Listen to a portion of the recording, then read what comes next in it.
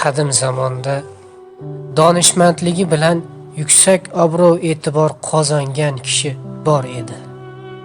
U barchaga mehribon, to'g'ri yo'l ko'rsatuvchi, hamdard va hamsuhbat edi. Bir kuni donishmandning huzuriga suv sotuvchi g'amgin holda keldi. Uning mag'zurligini ko'rib donishmand "Bolam, biror musibating bormi?" deb so'radi. Suv sotuvchi "Yo'q, ammo qanday aytishni bilmay turibman" deb javob berdi. "Gapiraver, uyalma, dardingni ayt", dedi donishmand kuyinib.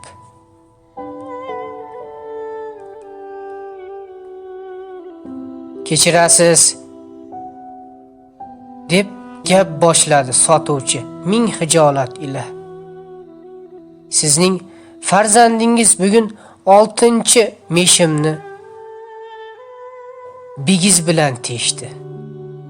Bilasiz, faqir odamman. Nima qilishni bilmay qoldim. Yangisini olishga pulim ham qolmadi", dedi suv sotuvchisi. Donishmand "Xafa bo'lma, bolam, bir chorasini topaman. Hozircha mana bu pulni olib boshqa mesh sotib ol", dedi.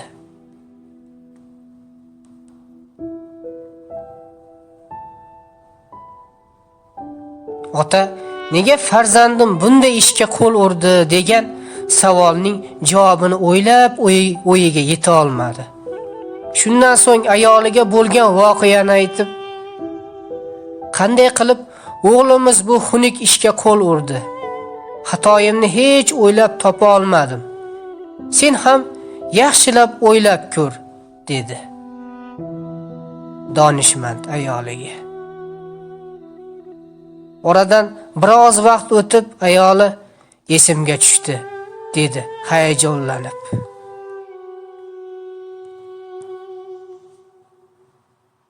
"O'g'limizga homilador bo'lganimda mehmonga borgan edim.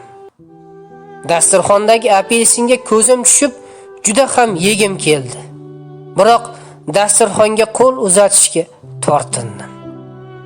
Katta yoshdagi qariya onaxonlarning homilador ayolning ko'ngli biror narsani tusaganda undan totib ko'rmasa, tug'ilajak farzandiga salbiy ta'sir ko'rsatadi deyishgani yodimga tushdi. Bolamizga putur yetishidan qo'rqib mezbondan suv so'radim.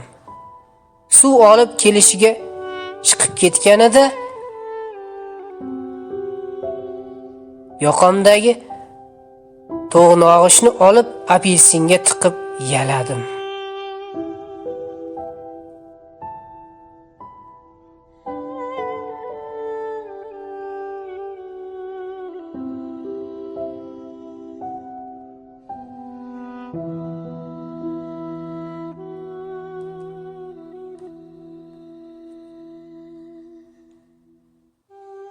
Ularga nima deyman deb ayoli donishmandning gapini bo'ldi.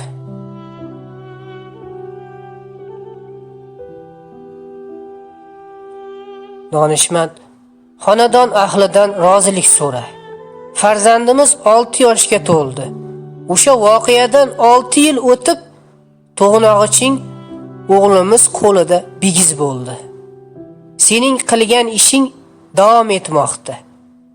Keyin kech bo'lmasin, dedi donishmand ayoliga.